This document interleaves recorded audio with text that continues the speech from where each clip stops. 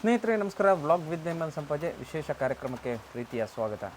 ನಮ್ಮಲ್ಲಿ ಹಲವಾರು ಆಚಾರ ವಿಚಾರಗಳಿರ್ತವೆ. ಅದರಲ್ಲೊಬ್ಬ ಹುಟ್ಟಿನಿಂದ ಹಿಡಿದು ಆತನ ಸಾವಿನ ತನಕ ನಿಜವಾಗಿಯೂ ಕೂಡ ಆತನಿಗೆ ಒಂದೊಂದು ಹುಟ್ಟುವಾಗ ಒಂದು ಆಚಾರವನ್ನು ಮಾಡ್ತೇವೆ, ಸಾಯುವಾಗಲೂ ಕೂಡ ಆತನ ಅಂತಿಮ ಸಂಸ್ಕಾರದವರೆಗೆ ನಾವು ಆಚರಣೆಯ ಮೂಲಕ ಅಥವಾ ಅದನ್ನು ಒಂದು ನಂಬಿಕೆಯ ಮೂಲಕ ಅವರನ್ನು ಪೂರ್ಣವಾಗಿ ಅವರನ್ನು ಕಳಿಸಿಕೊಡುವಂಥದ್ದು, ನೇರವಾಗಿ ಸ್ವರ್ಗಕ್ಕೆ ಹೋಗಿ ಅಂತೇಳಿ ಪ್ರಾರ್ಥನೆಯನ್ನು ಕೂಡ ನಾವು ಮಾಡಿಕೊಳ್ತೇವೆ. ಅಂತಹ ಸಂದರ್ಭದಲ್ಲಿ ಮುಖ್ಯವಾಗಿ ಬೇಕಾಗಿರೋರು ಯಾರು? ಮಡಿವಾಳ ಸಮುದಾಯದವರು. ಇವತ್ತು ಮಡಿವಾಳ ಸಮುದಾಯದಲ್ಲಿ ಇರುವಂತಹ ವ್ಯಕ್ತಿಗಳು ಎಷ್ಟು ಜನ ಇದನ್ನು ಆಚರಣೆಯನ್ನು ಫಾಲೋ ಮಾಡ್ತಾರೆ ನನಗೆ ಗೊತ್ತಿಲ್ಲ. ಆದರೆ ಇಲ್ಲೊಬ್ಬ ವ್ಯಕ್ತಿ ಇನ್ನೂ ವಿದ್ಯಾರ್ಥಿ, ಎಮ್.ಟೆಕ್ ವಿದ್ಯಾರ್ಥಿ, ಇಂಜಿನಿಯರಿಂಗ್ ವಿದ್ಯಾರ್ಥಿ, ಅವರು ನಮ್ಮ ಸುಳ್ಯದವರು. ಅವರು ಇವತ್ತು ಎಲ್ಲ ಕಡೆ ಈ ಸಂಪ್ರದಾಯವನ್ನು ಅಂದರೆ ಪಿತೃ ಮಾತೃ ಇವರುಗಳಿಗೆ ಸ್ವರ್ಗವನ್ನು ಮೋಕ್ಷವನ್ನು ಪ್ರಾಪ್ತಿ ಮಾಡುವಂತಹ ಕೆಲಸ ಆಗಿರ್ಬೋದು, ಅಥವಾ ದೇವಸ್ಥಾನಗಳಲ್ಲಿ ಅವರು ಹೋಗಿ ಭಾಗಿಯಾಗುವಂಥದ್ದು, ಅವರು ಪ್ರತಿ ಕೆಲಸಕ್ಕೂ ಕೂಡ ಇಲ್ಲಿ ಬೇಕು, ಅಷ್ಟು ಅವಶ್ಯಕತೆ ಅವರದ್ದು ಇದೆ. ಹಾಗಾಗಿ ಇವತ್ತು ನಮ್ಮ ಜೊತೆ ಇರುವವರು ಗೌತಮ್.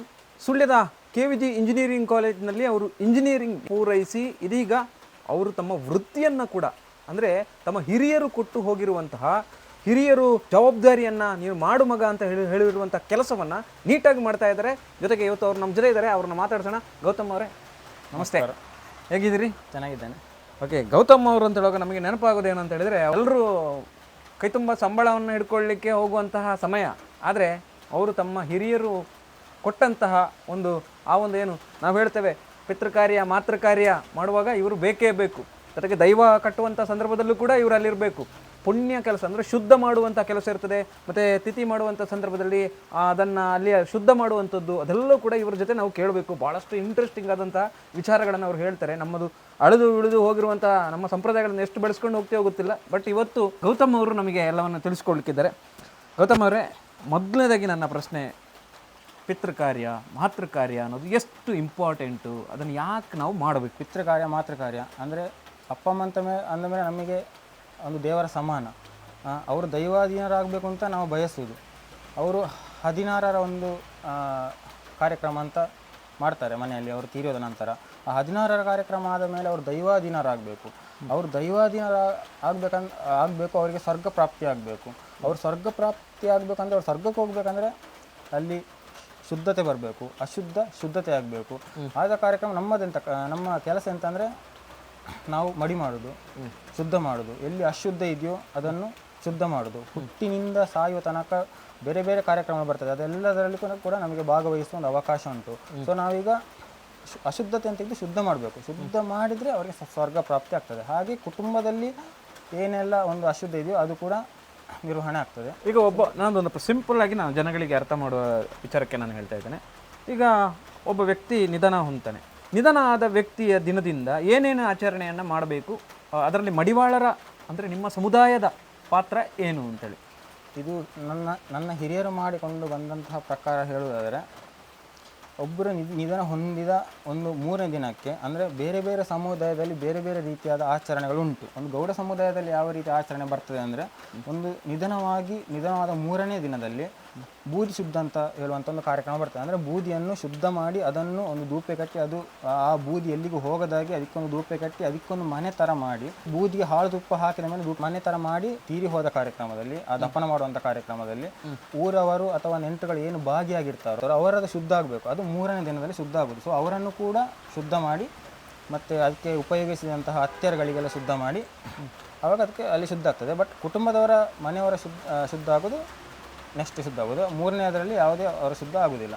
ಹಾಗೆ ನೆಕ್ಸ್ಟ್ ಈಗ ಏನು ತೀರೋಗಿರ್ತಾರೆ ಅವರು ಈ ಒಂದು ಮನೆ ಹೊರಗಡೆ ದೈವಾಧೀನರಾಗದೆ ಅಥವಾ ಒಂದು ಮನೆ ಹೊರಗಡೆ ಸುತ್ತರ್ಕೊಂಡಿರ್ತಾರೆ, ಮನೆ ಒಳಗೆ ಕರೆಯುವಂಥ ಪದ್ಧತಿ ಇರುವುದಿಲ್ಲ. ಅದನ್ನು 10ನೇ ರಾತ್ರಿ ನೀರಿನ ಒಳಗಿಡುವ ಕಾರ್ಯಕ್ರಮ ಅಂತ ಒಂದು ಮಾಡಿ ಅವಾಗ ಅವರನ್ನು ಮನೆ ಒಳಗೆ ಕರೀತಾರೆ. ಅದೇ ರೀತಿಯಾಗಿ 11 ಅಂದರೆ ಈ ಸತ್ತವರ ಆತ್ಮ ಮನೆಯಿಂದ ಹೊರಗಡೆ ಇರುತ್ತೆ. ಯಾವಾಗ ಶುದ್ಧ ಆಗುವುದಕ್ಕೂ ಮೊದಲು, ತೀರಿ ಹೋದ ನಂತರ ಮನೆಯಿಂದ ಹೊರಗಡೆ ಇರ್ತದೆ, ಆಗುವುದಕ್ಕಿಂತ ಮೊದಲು. ಹೌದು, ಹೊರಗಡೆ ಇರ್ತದೆ. ಈ 10ನೇ ದಿವಸ ಅವರನ್ನು ಮನೆ ಒಳಗೆ ಕರೆದುಕೊಂಡು ಬರುವಂಥದ್ದು ಒಂದು ಇದು ಇರ್ತದೆ. ಹೌದು. ನೆಕ್ಸ್ಟ್ 11ರ ದಿನ ಅವರಿಗೆ ಒಂದು ಮೋಕ್ಷ ಸಿಗುವಂತಹ ಕಾರ್ಯಕ್ರಮ, ನಾನು ಆಗ ಹೇಳಿದ ಹಾಗೆ ಅಶುದ್ಧವನ್ನು ತೆಗೆಯುವಂತಹ ಕಾರ್ಯಕ್ರಮ, ಅಂದರೆ ಶುದ್ಧ ಮಾಡುವಂಥ ಕಾರ್ಯಕ್ರಮ, ಕೊಡೆ ಮಾಡೋದಾಗಿರ್ಬೋದು, ಮತ್ತು ಅವರ ಒಂದು ದಫನ ಮಾಡಿದಂತಹ ಜಾಗಕ್ಕೆ ಹೋಗಿ ಅಲ್ಲಿ ಶುದ್ಧ ಮಾಡಿ ಅಲ್ಲಿ ಕೆಲವೊಂದು ಕ್ರಮಗಳನ್ನು ಮಾಡುವುದು. ಈಗ ನಾನು ಕೇಳ್ತಾ ಇರೋದು, ಈಗ ಒಬ್ಬ ವ್ಯಕ್ತಿಯನ್ನು ಈ ದಫನ ಎಲ್ಲ ಮಾಡಿ ಅದಕ್ಕೆಲ್ಲ ಎಲೆ ಅಡಿಕೆಯನ್ನು ಕಲ್ಲಡಿಯಲ್ಲಿ ಇಡುವುದು, ಮತ್ತೆ ಧೂಪ ಮಾಡುವಾಗ ಅಲ್ಲಿ ಸುತ್ತ ಸೊಪ್ಪುಗಳನ್ನು ಕಟ್ಟುವುದು, ಅಥವಾ ಅಲ್ಲಿ ಮೆಟ್ಟಿಲುಗಳನ್ನು ಮಾಡುವುದು ಒಳಗಡೆ, ಇದೆಲ್ಲ ಯಾಕೆ ಮಾಡ್ತಾರೆ ಮತ್ತೆ ಇದರ ಹಿಂದೆ ಏನಾದರೂ ಕಾರಣ ಇದೆಯಾ ಅಂತ? ಈಗ ನಮ್ಮ ಹಿಂದೂ ಸಂಪ್ರದಾಯದ ಪ್ರಕಾರ ಒಬ್ಬ ತೀರಿ ಹೋದವನನ್ನು ಹೊತ್ತಿಸ್ತಾರೆ, ದಫನ ಮಾಡ್ತಾರೆ, ಅಗ್ನಿಯಲ್ಲಿ ಹೊತ್ತಿಸ್ತಾರೆ. ಹೌದು, ಅಂದ್ರೆ ನಮ್ಮ ಒಂದು ಹಿಂದೂ ಸಂಪ್ರದಾಯದ ಪ್ರಕಾರ ಯಾರು ತೀರಿ ಹೋಗಿರ್ತಾರೋ ಅವರು ಪಂಚಭೂತಗಳಲ್ಲಿ ಲೀನ ಆಗಬೇಕು. ಪಂಚಭೂತ ಅಂದ್ರೆ ಬೆಂಕಿ, ಅಗ್ನಿ, ವಾಯು, ಆಕಾಶ, ಭೂಮಿ, ನೀರು, ಇದರಲ್ಲಿ ವಿಲೀನ ಆಗಬೇಕು. ಅಂದ್ರೆ ಒಬ್ಬ ತೀರಿ ಹೋದ ಮನುಷ್ಯ ಬೆಂಕಿಯಲ್ಲಿ ಉರಿದು ವಾಯು ಜೊತೆ ಬೆರೆತು ಆಕಾಶಕ್ಕೆ ಹೊಗೆಯಾಗಿ ಭೂಮಿಗೆ ಬೂದಿಯಾಗಿ ಪಿಂಡ ಬಿಡುವ ಮುಖಾಂತರ ನೀರಿನಲ್ಲಿ ವಿಲೀನ ಆಗಬೇಕು ಅಂತ ಪಂಚಭೂತಗಳಲ್ಲಿ ವಿಲೀನ ಆಗಬೇಕು. ನಂತರ ಬರುವಂತಹ ಕಾರ್ಯಕ್ರಮಗಳು ನಾವು ಪೂರ್ವಜರು ನಡೆಸಿಕೊಂಡು ಬಂದಂತಹ ಕಾರ್ಯಕ್ರಮಗಳು, ಎಲ್ಲಡಿಕೆ ಮುಖಾಂತರ ಮತ್ತೆ ಒಂದು ನೆಂಟರುಗಳಿಗೆ ಕೊಡುವಂತಹ ಗೌರವ ಆಗಿರ್ಬೋದು, ಇದೆಲ್ಲ ನೆಕ್ಸ್ಟ್ ಬರ್ತದೆ, ಮುಂದಿನ ಇದರಲ್ಲಿ ಬರ್ತದೆ. ಅಂದ್ರೆ ಮೊದಲ ಹೆಜ್ಜೆ ಶುದ್ಧತೆ, ನಾವಿರುವುದು ಶುದ್ಧ ಮಾಡ್ಲಿಕ್ಕೆ ಮೊದಲ ಹೆಜ್ಜೆ ಶುದ್ಧತೆ ಆದ ನಂತರ ಅವರು ಸ್ವರ್ಗಕ್ಕೆ ಹೋಗುವುದಾಗಿರ್ಬೋದು, ಅವರಿಗೆ ದೈವಾಧೀನರಾಗಿ ಅವರನ್ನು ನಾವು ಗುರುಕಾರ್ನೂರು ಸ್ವೀಕಾರ, ಇದೆಲ್ಲ ನೆಕ್ಸ್ಟ್ ಬರ್ತದೆ. ಇದೆ ಅಂದ್ರೆ ಗುರುಕಾರ್ನೂರ ಸ್ವೀಕಾರ ಅಂತ ಏನದು? ಅಂದ್ರೆ 16 ತೀರಿ ಹೋಗಿ 16ನೇ ದಿನ ಆದ ಮೇಲೆ ಒಂದು ಕ್ರಮ ಮಾಡಲಿಕ್ಕೆ ಇದೆ. 16ರ ಕ್ರಮ ಅಂತ ನಮ್ಮ ಊರು ಪದ್ಧತಿಯಲ್ಲಿ ಒಂದು ಕ್ರಮ ಮಾಡಲಿಕ್ಕೆ ಇದೆ. ಆ 16ರ ಕ್ರಮದಲ್ಲಿ ಅದು ಕೆಲವೊಂದು ಬಾಳೆಲೆಲ್ಲ ಹಾಕಿ ನೀವು ನೋಡಿರ್ತೀರ, ಅದನ್ನು ಮಾಡಲಿಕ್ಕೆ ಅವಾಗ ಅವರು ದೈವಾಧೀನರಾಗುದು ಅಂತ. ಅಂದ್ರೆ 16 ಕಾರ್ನೂರೊಟ್ಟಿಗೆ ಸೇರೋದು ದೈವಾಧೀನರಾಗುದು ಅಂತ ನಾವು ಅದಕ್ಕೆ ಹೇಳುದು. ಅದನ್ನ ನೆಕ್ಸ್ಟ್ ನೀವು ನಂತರ ನೀವು ಧರ್ಮ ನಡವಳಿಯಲ್ಲೆಲ್ಲ ನೀವು ನೋಡಿರ್ಬೋದು, ಗುರು ಕಾರ್ನೂರು ನರ್ತನ ಸೇವೆ ಮೊದಲಿಗೆ ಆಗ್ತದೆ, ಗುರು ಹಿರಿಯರ ಆಶೀರ್ವಾದ ಮೊದಲು ತಗೊಳ್ತಾರೆ, ಅವರಿಗೆ ಬೇಕಾಗುವಂತಹ ತಿಂಡಿ ತಿನಿಸುಗಳನ್ನೆಲ್ಲ ಮಾಡ್ತಾರೆ, ಆ ರೀತಿ ಬರ್ತದೆ. ಇವಾಗ ನಿಮ್ಮ ಎಷ್ಟು ವರ್ಷದಿಂದ ನೀವು ಈ ಥರದ ಒಂದು ಇದರಲ್ಲಿ ಮಾಡ್ತಾ ಬರ್ತಾ ಇದ್ದೀರಿ? ನಿಮ್ಮದು ನೀವು ಒಳ್ಳೆ ವೆಲ್ ಎಜುಕೇಟೆಡ್, ಈ ಥರದ ನಿಮ್ಮ ಯಾಕೋಸ್ಕರ ನಾನು ಇದನ್ನು ಮಾಡ್ಕೊಂಡು ಬರಬೇಕು ಅಂತ ನಿಮಗೆ ಅನಿಸ್ತು ಮನಸ್ಸಲ್ಲಿ ಅಂತ? ನಂದು ಡಿಪ್ಲೊಮಾ ಆಗಿದೆ, ಇಂಜಿನಿಯರಿಂಗ್ ಆಗಿದೆ, M.Tech ಇವಾಗ ಮಾಡ್ತಿದ್ದೇನೆ. ಅಂದರೆ ನಾನು ಇಂಜಿನಿಯರಿಂಗ್ 2020ರಲ್ಲೇ ಆಗಿದೆ. ಇವಾಗ M.Tech ಅಂದರೆ ನಾವು ಎಷ್ಟೇ ನಮಗೆ ಜಾಬ್ ಸಿಗದೇ ಇರಲಿ, ನಮ್ಮ ಎಲ್ಲ ಏನೆಲ್ಲ ಇದೆ ಅದೆಲ್ಲ ಅಂತ್ಯ ಆದರೂ ಕೂಡ ನಮಗೆ, ಅಂದರೆ ಆಸ್ತಿ ಗಿಸ್ತಿ ಎಂತ ಹೋದರೂ ಕೂಡ ನಮಗೆ ಫೈನಲ್ ಆಗಿರೋದು ವಿದ್ಯೆ, ಅದೇ ನಮ್ಮ ನಿಜವಾದ ಆಸ್ತಿ. ಹಾಗೆ ವಿದ್ಯಾವಂತರೇನು ಅಂತ ಹೇಳಿದ್ರೆ ಯಾವತ್ತೂ ವಿದ್ಯೆ ಅನ್ನೋದನ್ನು, ವಿದ್ಯೆ ಬೇಡ ಅಂತ ಯಾವತ್ತೂ ಹೇಳಬೇಡಿ, ವಿದ್ಯಾವಂತರಾಗಬೇಕು, ವಿದ್ಯೆ ಅನ್ನೋದು ನಿಜವಾದ ಆಸ್ತಿ. ಸೊ ಅದನ್ನು ನಾನು ಮಾಡಿಕೊಂಡಿದ್ದೇನೆ.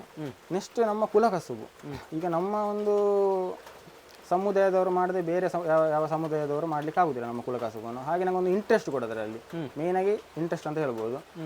ಮತ್ತು ನನ್ನ ಅಜ್ಜೆ ಅಂತ ಇದನ್ನು ಉಳಿಸಿಕೊಂಡು ಬಂದಿದ್ದಾರೋ ಅದನ್ನು ಉಳಿಸಿಕೊಂಡು ಹೋಗಬೇಕು ಅಂತ ಒಂದು ಯೋಚನೆಯಲ್ಲಿ ನೀವು ಆಸಕ್ತಿಯಲ್ಲಿ ಇದನ್ನು ಮುಂದುವರಿಸ್ತಾ ಹೋಗ್ತಾ ಇದ್ರಿ. ಹೌದು. ಓಕೆ, ಇದುವರೆಗೆ ಎಷ್ಟು ವರ್ಷಗಳಿಂದ ನೀವು ಈಗ ಇದರಲ್ಲಿ ಭಾಗವಹಿಸ್ತಾ ಇದ್ದೀರಿ ಅಂತ? ನಾನೊಂದು ಸಾಧಾರಣ ಒಂದು 3-4 ವರ್ಷ ಆಯಿತು. ಒಂದು 400 ಕಾರ್ಯಕ್ರಮಗಳನ್ನು ಮಾಡಿರ್ಬೋದು. ಈ ತಿಥಿ ಕಾರ್ಯಕ್ರಮವನ್ನು ಮಾಡಿರುವ ಕಾರ್ಯಕ್ರಮ ಮೋರ್ ಓವರ್ 70-100 ಮೋರ್ ಓವರ್ ಜಾಸ್ತಿ ಮಾಡಿರ್ತಾನೆ. ನೀವು ನಾನು ಕೇಳೋದು, ಒಬ್ಬ ವ್ಯಕ್ತಿ ಸತ್ತಾಗ ಯಾವ ದಿನಗಳು ನಿಮಗೆ ಕರೆ ಬರ್ತದೆ, ಅಂದರೆ ಇಂಥ ದಿನ ಬರಬೇಕು, ಇಂಥ ದಿನ ಬರಬೇಕು ಅಂತ? ಮೊದಲಿಗೆ ಹೇಳಬೇಕಂದ್ರೆ ನಮ್ಮದು ಊರು ಕಟ್ಟೊಂದಿರ್ತದೆ. ನಮ್ಮ ಸಮುದಾಯದವರಿಗೆ ಆಯಾಯ ಊರು ಅಂತ ಇದೆ, ಊರು ಕಟ್ಟು ಅಂದರೆ ಅವರು ಅಲ್ಲಿಗೆ ಅವರೇ ಹೋಗುದು ಅಲ್ಲಿಗೆ. ಆದ ಕಾರಣ ಈಗ ಎಂಥ ಕಾರ್ಯಕ್ರಮ ಆದರೂ ಕೂಡ ತೀರಿ ಹೋದ ದಿನ ಕರೆ ಬರ್ಬೋದು, ಅಥವಾ ಒಂದು 2ನೇ ದಿನ ಬರ್ತದೆ ಕರೆ. 3ನೇ ದಿನಕ್ಕೆ ಯಾಕಂದರೆ ಬೂದಿಸಿದ ಕಾರ್ಯಕ್ರಮಗಳು ಉಂಟು. ಆವಾಗ ನಮಗೆ ಕಾಗದ ಕೊಟ್ಟು ಅಥವಾ ನೆಕ್ಸ್ಟ್ ಮನೆಗೆ ಬಂದು ತಿಥಿ ಕಾರ್ಯಕ್ರಮಕ್ಕೆ ಹೇಳಿಕೆ ಕೊಡ್ತಾರೆ. ಈಗ ನೀವು ಇದನ್ನು ಮಾಡ್ಕೊಂಡು ಬರ್ತಾ ಇದ್ದೀರಿ, ಇವರಿಗೆ ತುಂಬ ಡಿಮಾಂಡ್ ಇದೆ, ಅಂದರೆ ಹಿಂದೂ ಸಂಪ್ರದಾಯದ ಪ್ರಕಾರ ಇದನ್ನು ಮಾಡಲೇಬೇಕಾಗಿರೋದ್ರಿಂದ ನಿಮ್ಮ ಇದರಲ್ಲಿ ಏನಾದರೂ ಬೇಡಿಕೆ ಇದೆಯಾ? ಒಂದು ದಿವಸ ನಿಮಗೆ ನಾವು 3-4 ಕಡೆ ಹೋಗುವಂಥ ಪರಿಸ್ಥಿತಿ ಬಂದಾಗ ಏನು ಮಾಡ್ತೀರಿ ನೀವು? ಅಂದರೆ ಈಗ ಒಂದು ಆಚಾರ ವಿಚಾರ ಅಂತ ಅಂದ ಮೇಲೆ ಅದು ಹಿಂದಿನಿಂದ ನಡ್ಕೊಂಡು ಬಂದದ್ದು ಇವಾಗಲೂ ಕೂಡ ನಡಿಬೇಕು, ಮುಂದೆ ಕೂಡ ನಡೆಯುವಂಥದ್ದೇ. ಅದನ್ನು ನಾವು ಸ್ಕಿಪ್ ಮಾಡಲಿಕ್ಕೆ ಇಲ್ಲ. ದೈವವೇ ಹೇಳ್ತದೆ, ಹೊಸತನ್ನು ತೋರ್ವಡಿಸಿ ಪರತೆ ನೆಗಿಪೋರ್ಚಿ ಅಂತ. ಅಂದರೆ ಹೊಸತನ್ನು ಒಕ್ಕಬೇಡಿ, ಹಳೆತನ್ನು ಹಾರಿ ಹೋಗಬೇಡಿ. ಅಂದರೆ ಪದ್ಧತಿಗಳು ನಾಶ ಆಗಬಾರ್ದು. ಮತ್ತು ನಮ್ಮ ಒಂದು ಕೆಲಸವನ್ನು ನಮ್ಮ ಸಮುದಾಯದವರು ಮಾಡದೆ ಬೇರೆ ಯಾವ ಸಮುದಾಯದವರು ಮಾಡಲಿಕ್ಕೆ ಆಗೋದಿಲ್ಲ. ಕರೆ ಬಂದಾಗ ನಾವು ಹೋಗಬೇಕಾಗ್ತದೆ, ಇಲ್ಲ ನಾವು ಬೇರೆ ಜನ ಮಾಡಿ ಕೊಡಬೇಕಾಗ್ತದೆ. ಯಾಕಂದರೆ ನಮ್ಮದು ಊರು ಕಟ್ಟು, ಹಾಗೆ ಊರು ಕಟ್ಟು ಅಂದರೆ ನಾವೇ ಹೋಗಬೇಕು, ಅಂದರೆ ನಮ್ಮ ಒಂದು ಮನೆತನವೇ ಹೋಗಬೇಕು ಅಂತ. ನಿಮ್ಮ ಮನೆತನವೇ ಹೋಗಬೇಕು. ಹೌದು, ಅಂದರೆ ಬೇರೆ ಊರಲ್ಲಿ ಅವ್ರು ಇರ್ತಾರೆ, ಊರಿಗೊಂದು ಕಟ್ಟಿದೆ ಅಂತ. ಊರಿಗೊಂದು ಕಟ್ಟಿದೆ ಅಂತ. ಈಗ ನಿಮಗೆ ಇಷ್ಟು ಕಡೆ ನೀವು ಹೋಗ್ತಾ ಇದ್ದೀರಿ, ಬರ್ತಾ ಇದ್ದೀರಿ, ನಿಮ್ಮ ಸಮುದಾಯದ ಇದರಲ್ಲಿ ಹೇಗೆ ಇನ್ನೂ ಅದನ್ನು ಅಳಿವಿನಿಂಚಿನಲ್ಲಿದೆಯಾ?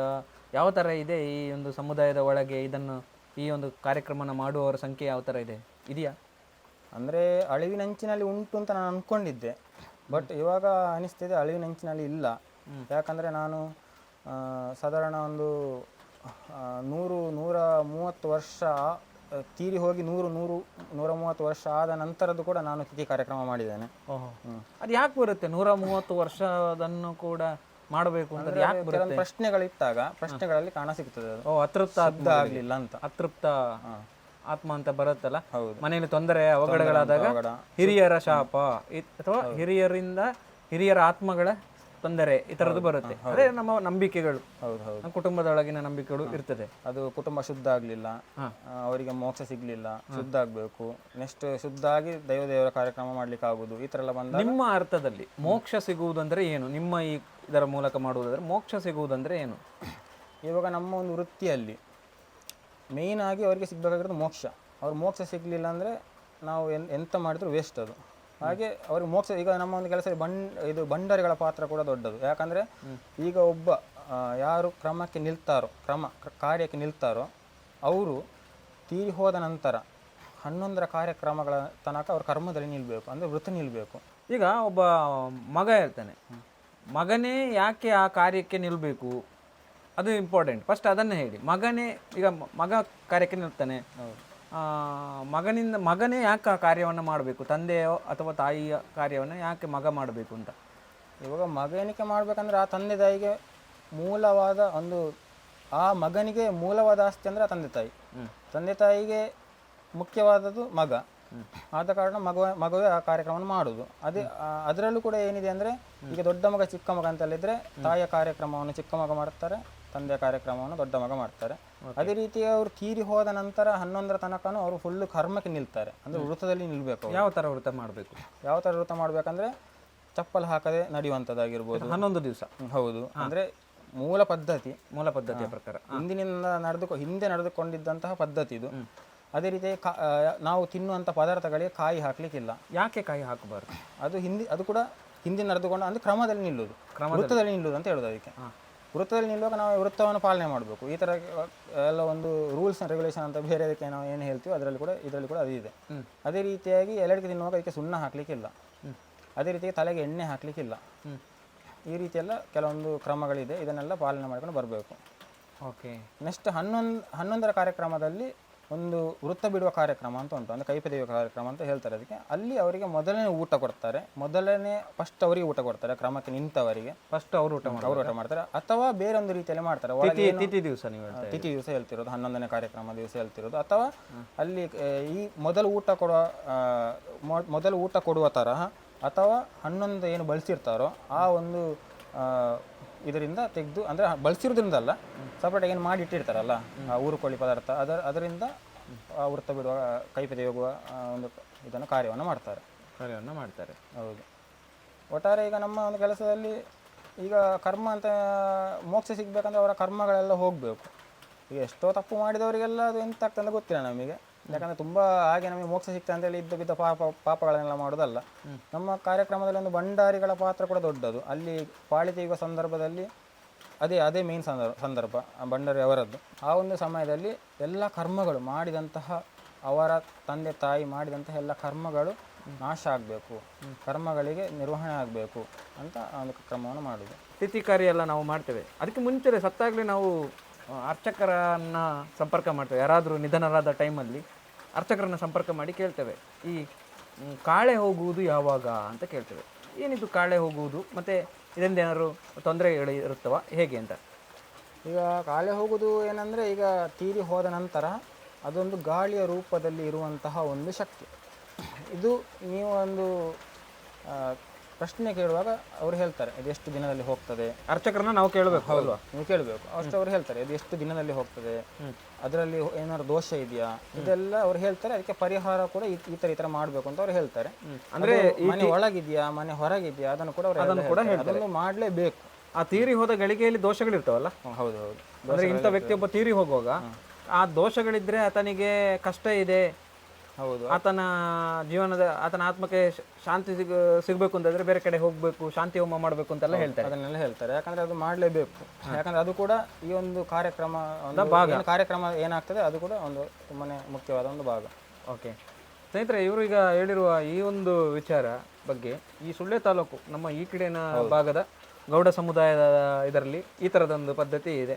ಎಲ್ಲರೂ ಹೆಚ್ಚಾಗಿ ಇದನ್ನು ನಿಮಗೆ ಗೊತ್ತಿರ್ಬೋದು, ನೋಡುವವರಿಗೆಲ್ಲ ಗೊತ್ತಾಗುತ್ತೆ ಈ ಸಮುದಾಯದ ಈ ಕಡೆ ಭಾಗದ ಆಚರಣೆಯನ್ನು ಇವರು ಹೇಳ್ತಾ ಇರುವಂಥದ್ದು. ಹಾಗೆ ಬೇರೆ ಬೇರೆ ಕಡೆ ಬೇರೆ ಬೇರೆ ಥರದ ಆಚರಣೆಗಳು ಇರ್ಬೋದಲ್ಲ? ಹೌದೌದು. ಯಾಕಂದ್ರೆ ನಾನು ಈಗ ಹೊರಗಡೆದ ಆಚರಣೆಗಳನ್ನು ನಾನು ಹೇಳೋ ಪ್ರಕಾರ ಇಲ್ಲ. ನಮ್ಮೂರಿನಲ್ಲಿ ಎಂತ ಆಚರಣೆ ಆಗ್ತಾ ಉಂಟು ಅದನ್ನು ನಾನು ಹೇಳ್ತಿರೋದು. ಹೊರಗಿನ ಊರಿನಲ್ಲಿ ಅವರ ಆಚರಣೆಗಳೇ ಅವರಿಗೆ ಅದಕ್ಕೆ ಒಂದು ಬೇರೆ ಒಂದು ಹೆಸರಿದೆ, ಅದನ್ನು ನಾವು ಧಕ್ಕೆ ತರುವಂಥ ಕೆಲಸಗಳಿಲ್ಲ. ನಮ್ಮ ಊರಿನಲ್ಲಿ ಏನಿದೆ ಅದನ್ನು ನಾವು ಹೇಳ್ತಿದ್ದೇವೆ ಅಷ್ಟೇ. ನಮ್ಮ ಊರಿನಲ್ಲಿ ಹೇಳಿದನ್ನು ಅಲ್ಲಿಗೆ ಮಾಡೋದು ಕೂಡ ಸರಿಯಲ್ಲ, ಅಲ್ಲಿ ಇದ್ದದನ್ನು ಇಲ್ಲಿ ಮಾಡೋದು ಕೂಡ ಸರಿಯಲ್ಲ. ಒಟ್ಟಿನಲ್ಲಿ ನೀವು ಈ ಕಾರ್ಯವನ್ನ ನಿಷ್ಠೆಯಿಂದ ಇಷ್ಟು ವರ್ಷದಿಂದ ಮಾಡ್ಕೊಂಡು ಬಂದಿದ್ದೀರಿ. ಹೌದು. ಹೇಗಿದೆ ನಿಮ್ಮ ಮಾರ್ಕ್ಸ್ ಎಲ್ಲ ಹೇಗಿದೆ? ನೀವು ಯಾವ ತರ ಓದ್ತಾ ಇದ್ದೀವಿ? M.Tech ಈಗ ಮಾಡ್ತಿದ್ದೇನೆ, ಮತ್ತೆ ಡಿಪ್ಲೊಮಾ ಮಾಡಿದ್ದೇನೆ, ಇಂಜಿನಿಯರಿಂಗ್ ಮಾಡಿದ್ದೇನೆ, KVJ ಮಾಡಿದ್ದು. ಮಾರ್ಕ್ಸ್ ದೈವದೇವರದಿಂದ ಹಿರಿಯರ ಆಶೀರ್ವಾದದಿಂದ KVJ ಅವರು ಪೇಪರ್ನೆಲ್ಲ ಹಾಕಿದ್ದಾರೆ. ಟೋಟಲ್ ಒಳ್ಳೆ ಹಾಕಿದ್ದಾರೆ. ಡಿಪ್ಲೊಮಾದಲ್ಲಿ ಡಿಸ್ಟಿಂಕ್ಷನ್ ಬಂದಿದೆ ಟೋಟಲ್ ಸರ್ಟಿಫಿಕೇಟಲ್ಲಿ, ಮತ್ತು ಇಂಜಿನಿಯರಿಂಗ್ನಲ್ಲಿ first class. Engineering first class. M.Tech ಅಲ್ಲಿ ಇದು ಫೈನಲ್ ಸರ್ಟಿಫಿಕೇಟ್ನಲ್ಲಿ. M.Tech ಈಗ ಮಾಡ್ತಿದ್ದಾನೆ. M.Tech ಆದರೆ ನೀವು ಇಂಜಿನಿಯರಿಂಗಲ್ಲಿ ಫಸ್ಟ್ ಕ್ಲಾಸ್ ಪಾಸ್ ಆಗಿದ್ದ ಅಲ್ಲ ಕ್ಲಾಸಿಗೆ ಫಸ್ಟ್ ಬಂದ್ರೆ? First class first class pass ಆಗಿದ್ರಿ. Okay okay. ಹಾಗೆ ನೀವು ಗುರುತಿಸ್ಕೊಂಡಿದ್ದೀರಿ ಕಾಲೇಜ್ ಲೆವೆಲಲ್ಲೆಲ್ಲ. ಹಾಗೆ ಸಾಧಕ ವಿದ್ಯಾರ್ಥಿ ನಮ್ಮ ಜೊತೆ ಬಹಳ ಇರೋದೇ ಅಪರೂಪ. ಇಂಥವರು ಕಾಣಲಿಕ್ಕೆ ಸಿಗೋದೇ ತೀರಾ ಅಪರೂಪ. ಹಾಗಾಗಿ ನಮ್ಮ ಊರಿನಲ್ಲಿ ಬೇಡಿಕೆ ಇರುವಂತಹ ಗೌತಮ್ ಎಲ್ಲ ಕೆಲಸವನ್ನು ಬಹಳ ಅಚ್ಚುಕಟ್ಟಾಗಿ ಮಾಡಿಕೊಡ್ತಾರೆ. ಊರವ್ರಿಗೆಲ್ಲರಿಗೂ ಕೂಡ ಅಂದರೆ ಸಂಪ್ರದಾಯ ಎಷ್ಟುಂಟು ಅದನ್ನು ಬಹಳ ಕ್ಲೀನಾಗಿ ಮಾಡಿಕೊಡ್ತಾರೆ. ಮತ್ತು ಯಾವುದೇ ರೀತಿಯಾದಂತಹ ಒಂದು ಲೋಪದೋಷ ಆಗದಾಗೆ ನೋಡಿಕೊಳ್ಳುವುದರಲ್ಲಿ ಗೌತಮ್ ಪಾತ್ರ ತುಂಬ ಪ್ರಮುಖವಾದ್ದು. ಸಣ್ಣ ವಯಸ್ಸು, ಎಷ್ಟು ವಯಸ್ಸು ನಿಮಗೆ? ನಮ್ದೀಗ 27. ನೋಡಿ, 27 ವರ್ಷಕ್ಕೆ ಅವರವರ ಎಷ್ಟು ಒಂದು ಚೆನ್ನಾಗಿ ಸಂಪ್ರದಾಯಗಳನ್ನು ನಡೆಸ್ಕೊಡ್ತಾ ಇದ್ದಾರೆ ಅನ್ನೋದು ನಮಗೆಲ್ಲರಿಗೂ ಖುಷಿ ವಿಚಾರ. 22-23 ವರ್ಷಕ್ಕೆ ಕಾರ್ಯಕ್ರಮ ಸ್ಟಾರ್ಟ್ ಮಾಡಿದಿರಿ. ಅಂದರೆ ಸಣ್ಣ ವಯಸ್ಸಲ್ಲೇ ಅವ್ರು ಸ್ಟಾರ್ಟ್ ಮಾಡಿದ್ದಾರೆ. ಅವರ ಈ ಒಂದು ಕೆಲಸ ಅದನ್ನು ಏನು ಹೇಳ್ತಾರೆ, ಹಿರಿಯರು ಕೊಟ್ಟ ವಿದ್ಯೆ. ಹೌದು. ಶಾಲೆಯಲ್ಲಿ ಗುರುಗಳ ಕೊಟ್ಟು ಕಾಲೇಜಲ್ಲಿ ಕೊಟ್ಟದ್ದೆಲ್ಲ ಬೇರೆ, ಇದು ಹಿರಿಯರು ಕೊಟ್ಟು. ಪ್ರೊಫೆಷನ್ ಕಲ್ತದೇನಿದೆ ಅದು ಕೂಡ ಮುಖ್ಯನೇ, ಇದು ಕೂಡ ಮುಖ್ಯನೇ. ಅದು ಕೂಡ ಒಂದು ಕಡೆಯಲ್ಲಿ ಆಗ್ತದೆ, ಇದು ಕೂಡ ಒಂದು ಕಡೆಯಲ್ಲಿ ಆಗ್ತದೆ. ಈಗ ನಾನು ಎಷ್ಟೆಲ್ಲ ಪ್ರಶ್ನೆಗಳನ್ನು ಕೇಳ್ತಾ ಇದ್ದೆ, ನೀವು ಆಚಾರ ವಿಚಾರಗಳನ್ನೆಲ್ಲ ಹೇಳಿದ್ರಿ. ಹೌದು. ನೀವು ಇಷ್ಟು ಸಂಪ್ರದಾಯದಲ್ಲಿ ನೀವು ಮಾಡುವಾಗ ಜನಗಳ ಅಭಿಪ್ರಾಯ ಒಂದೊಂದು ಥರ ಇರ್ತದೆ. ಫಾರ್ ಎಕ್ಸಾಂಪಲ್ ನೀವು ಒಬ್ಬ ಯೂತ್ ಆಗಿ ದೈವದ ಚಾಕರಿಯನ್ನು ಕೂಡ ಮಾಡ್ತೀರಿ. ಹೌದು. ಅದು ಒಂದು ವಿಭಿನ್ನ ಇವರದು. ಬರೇ ಈ ಥರ ತಿಥಿ ಕಾರ್ಯಗಳು ಮಾತ್ರ ಅಲ್ಲ, ಹುಟ್ಟಿದ ಕಾರ್ಯಗಳಿಗೆ ಮಾತ್ರ ಅಲ್ಲ ಅವ್ರು ಬೇಕಾಗಿರೋದು, ದೈವದ ಕಾರ್ಯಗಳಲ್ಲೂ ಕೂಡ ಭಾಗಿಯಾಗ್ತಾರೆ. ಯಾವ ಕಾರ್ಯಗಳಲ್ಲಿ ಭಾಗಿಯಾಗ್ತೀರಿ? ಮೊದಲೇ ಹೇಳಬೇಕಾಗಿರೋದು ಅದೇ ದೈವದೇವರ ಕಾರ್ಯಕ್ರಮ. ಈ ಸುಳ್ಯ ಸೀಮೆ ತೊಡಿಕನ ಶ್ರೀ ಮಲ್ಲಿಕಾರ್ಜುನ ದೇವರ ಒಂದು ಕಾರ್ಯ ಮಾಡಲಿಕ್ಕೆ ನನಗೆ ಸಿಕ್ಕಿರುವಂಥದ್ದು ನನ್ನ ಪುಣ್ಯ ಅಂತಲೇ ಹೇಳ್ಬೋದು. ತೊಡಿಕನ ದೇವಸ್ಥಾನದಲ್ಲಿ ಜಾತ್ರೆ ಸಮಯದಲ್ಲಿ ಆಗಿರ್ಬೋದು, ಬೇರೆ ಎಲ್ಲ ಸಮಯದಲ್ಲಿ ಅಲ್ಲಿದ್ದು ಕಾರ್ಯಕ್ರಮ ಮಾಡ್ತೇನೆ ನಾನು. ಮತ್ತು ನಮ್ಮ ಚಂಬು ಗ್ರಾಮದೇವರು ಮುಗ ಎಲ್ಲ ಹಿಡಿಯುವುದು ಆಗಿರ್ಬೋದು, ಶಿರಡಿ ದೈವದ ಮುಗ ಎಲ್ಲ ಹಿಡಿಯುವುದು, ಎಲ್ಲ ಕಾರ್ಯಕ್ರಮಕ್ಕೆ ಹೋಗ್ತೇನೆ ನಾನು, ಮಾಡ್ತೇನೆ. ಅಂದರೆ ಅದು ದೈವದೇವರ ಕೆಲಸ ಮೇಯ್ನು. ದೈವದೇವರ ಕೆಲಸ ನಿಮಗೆ ಮೇಯ್ನು. ನನಗೆ ಒಂದು ಪುಣ್ಯ ಅಂತಲೇ ಹೇಳ್ಬೋದು ದೈವದೇವರ ಕೆಲಸ ಮಾಡೋದು. ಹೌದು. ಮಡಿಬಟ್ಟೆಯನ್ನು ಕೊಡಿಯಡಿ ಮೇಲೆಗೆ ಹಾಕಿ ಅದರಲ್ಲಿ ಬಾಳು ಭಂಡಾರ ಮುಗಮೂರ್ತಿಯನ್ನು ಇಟ್ಟು ನಂತರ ನರ್ತನ ಸೇವೆ ಕೊಡುವಂತಹ ಪದ್ಧತಿ. ಅಂದರೆ ಈಗ ಮಾಮೂಲಾಗಿ ಒಂದು ಬಟ್ಟೆ ಹಾಕುವುದು, ಅದು ಬಟ್ಟೆ ನಾವು ಹಾಕೋದು ಬಟ್ಟೆನೇ, ಬಟ್ ಅಲ್ಲಿ ಶುದ್ಧತೆ ಇರಬೇಕು, ಶುದ್ಧತೆಯಲ್ಲಿ ಆಚರಣೆ ಆಗಬೇಕು, ಮುಗಮೂರ್ತಿಯನ್ನು ಶುದ್ಧತೆಯ ಮೇಲೆ ಇಡಬೇಕು, ನರ್ತನ ಸೇವೆ ಶುದ್ಧತೆಯಲ್ಲಿ ಆಗಬೇಕು ಅನ್ನೋ ಒಂದು ಪ್ರಕಾರ ನಾವು ನಮ್ಮನ್ನು ಕರೀತಾರೆ. ನಾವು ಮಡಿಬಟ್ಟೆಯನ್ನು ಹಾಕಿ ನಂತರ ಭಂಡಾರ ತೆಗೆಯುವ ಕಾರ್ಯಕ್ರಮ ಆಗಿರ್ಬೋದು, ಪ್ರತಿಯೊಂದು ಕಾರ್ಯಕ್ರಮಗಳು ಕೂಡ ಅಲ್ಲಿ ನಡೀತದೆ. ದೈವ ಮತ್ತು ಕುಟುಂಬದ ನಡುವೆ ಏನು ಸಂಭಾಷಣೆ ಇದೆಯೋ ಅದು ಕೂಡ ನಮ್ಮ ಮುಖಾಂತರ ನಡೆಯುವಂಥದ್ದು. ಯಾಕಂದರೆ ದೈವ ಏನು ಮಾಡ್ತಾರೆ ಅದು ಮನೆ ಕುಟುಂಬದವರಿಗೆ ಗೊತ್ತಿರೋದಿಲ್ಲ, ಕುಟುಂಬದವರಿಗೆ ಅದನ್ನು ದೈವ ಎಂತ ಮಾಡ್ತಾನೆ ಕುಟುಂಬದವರಿಗೆ ಗೊತ್ತಿರೋದಿಲ್ಲ. ಸೊ ನಾವು ಅಲ್ಲಿ ಮಧ್ಯವರ್ತಿಗಳಾಗಿ ಕೂಡ ಇರ್ತೇವೆ. ಅದೇ ಪ್ರಕಾರವಾಗಿ ದೈವ ಆಶೀರ್ವಾದ ಮುಖಾಂತರ ಏನು ಅಕ್ಕಿಯನ್ನು ಸರ್ವರಿಗೂ ಹಾಕ್ತಾರೆ ಅದು ಶುದ್ಧತೆಯಲ್ಲಿ ಹೋಗಬೇಕು. ಅದೇ ರೀತಿಯಾಗಿ ಈಗ ಮನುಷ್ಯರು ನಾವು ನೋಡುವಾಗ ತನ್ನ ಬಟ್ಟೆ ಹಾಕೊಂಡು ಚೆಂದಾಗಿರ್ತಾರೆ, ಆದರೆ ಅವ್ರ ಮನಸ್ಸು ಹೇಗೆ ಶುದ್ಧದಲ್ಲಿ ಉಂಟು ಅಶುದ್ಧದಲ್ಲಿ ಉಂಟು ನಮಗೆ ಗೊತ್ತಿರೋದಿಲ್ಲ. ಅದೇ ಪ್ರಕಾರವಾಗಿ ಅವರ ಕೈಯಿಂದ ಏನು ದೈವಕ್ಕೆ ಅಕ್ಕಿ ಹೋಗ್ತದೆ ಅದು ಕೂಡ ನಾವು ಅವರ ಕೈಗೆ ನೀರು ಹಾಕಿ ಆ ಅಕ್ಕಿಯನ್ನು ದೈವದ ಮೇಲೆ ಹಾಕುವಂತಹ ಒಂದು ಕಾರ್ಯಕ್ರಮ ಮಾಡಬೇಕು. ಅಂದರೆ ಟೋಟಲಾಗಿ ಸಿದ್ಧತೆಯಲ್ಲಿ ಕಾರ್ಯಕ್ರಮ ನಡೀಬೇಕು. ನಾವು ದೈವವನ್ನು ಕರೆದು ಬಾಳುಬಂಡರ ದೈವವನ್ನು ಕರೆದು ವಾಪಸ್ ಬಾಳುಬಂಡಲ್ಲಿ ಹೋಗುವ ತನಕ ಸಿದ್ಧತೆಯಲ್ಲಿ ಇರಬೇಕು. ಒಂದು ಕಡೆ ದೇವರು, ಇನ್ನೊಂದು ಕಡೆ ಈ ಥರ ಪಿತೃ ಕಾರ್ಯ, ಮಾತೃ ಕಾರ್ಯ, ಅದು ಕೂಡ ಅಷ್ಟೇ. ಅವರೊಂದು ಮೋಕ್ಷ ಒಂದು ಅಶುದ್ಧವನ್ನು ಶುದ್ಧ ಮಾಡುವಂತಹ ಕಾರ್ಯಕ್ರಮ, ಅವರ ದೈವಾಧೀನರಾಗಲಿಕ್ಕೆ ಒಂದು ದಾರಿ ತೋರಿಸಿ ಕೊಡುವಂತಹ ಒಂದು ಕಾರ್ಯಕ್ರಮ, ಅದು ಕೂಡ ತುಂಬ ಪುಣ್ಯದ ಕೆಲಸ. ಹೌದು ಅಲ್ವಾ? ಹೌದು. ಭಾಳಷ್ಟು ಸಾಧನೆಯನ್ನು ಸಣ್ಣ ವಯಸ್ಸಿಗೆ ಮಾಡ್ತಾ ಇದ್ದಾರೆ ನಮ್ಮ ಗೌತಮ್ ಅವರು. ಹಾಗೆ ಅವರು ಹೇಳ್ತಾ ಇದ್ರು, ಯಾರಾದರೂ ದೈವದೀನರಾದರೆ ಅವರನ್ನು ಒಂದು ಕಳಿಸಿಕೊಡುವುದು, ಅವರಿಗೆ ಮೋಕ್ಷ ಪ್ರಾಪ್ತಿಯಾಗಿ ಮಾಡೋದು ಅದೊಂದು ಪುಣ್ಯದ ಕೆಲಸ. ಹಾಗಾಗಿ ನಾನು ಅದು ಕೂಡ ಸಂತೋಷ ಇದೆ. ಈ ಕಡೆ ದೈವದ ಚಾಕರಿಯನ್ನು ಕೂಡ ನಾವು ಮಾಡ್ತಾ ಇದ್ದೇವೆ, ಅದು ಕೂಡ ನನಗೆ ಒದಗಿ ಬಂದಿರುವ ದೇವರ ಚಾಕರಿ ಕೂಡ ಮಾಡ್ತಾ ಇದ್ದೇವೆ, ಅದು ಕೂಡ ನಮಗೆಲ್ಲರಿಗೂ ಕೂಡ ಒದಗಿ ಬಂದಿರುವ ನಮ್ಮ ಕುಟುಂಬಕ್ಕೆ, ನಮ್ಮ ಸಮುದಾಯಕ್ಕೆ ಬಂದಿರುವಂತಹ ದೊಡ್ಡ ಒಂದು ಗೌರವ ಅನ್ನುವಂತಹ ಮಾತನ್ನು ಇವತ್ತು ನಮಗೆ ಗೌತಮ್ ಅವರು ಹೇಳ್ತಿರುವಂಥದ್ದು. ಹಾಗಾಗಿ ಇಂತಹ ಯೂತ್ ಬಗ್ಗೆ ಒಬ್ಬ ಒಳ್ಳೆಯ ಅಂಕವನ್ನು ತೆಗೆದುಕೊಂಡು ಜೊತೆಗೆ ಈ ಥರದ ಧಾರ್ಮಿಕ ಅವರ ಆಚರಣೆಯನ್ನು, ಹಿಂದೂ ಸಂಪ್ರದಾಯವನ್ನು ಅವರು ಪಾಲನೆ ಮಾಡ್ತಿರುವ ಈ ಯುವಕನ ಬಗ್ಗೆ ನಿಮಗೇನು ಅನ್ನಿಸುತ್ತೆ ಅನ್ನೋದನ್ನು ಕಮೆಂಟ್ ಬಾಕ್ಸ್ ಮೂಲಕ ತಿಳಿಸಿ. ಅಲ್ಲಿವರೆಗೆ ಧನ್ಯವಾದಗಳು, ನಮಸ್ಕಾರ.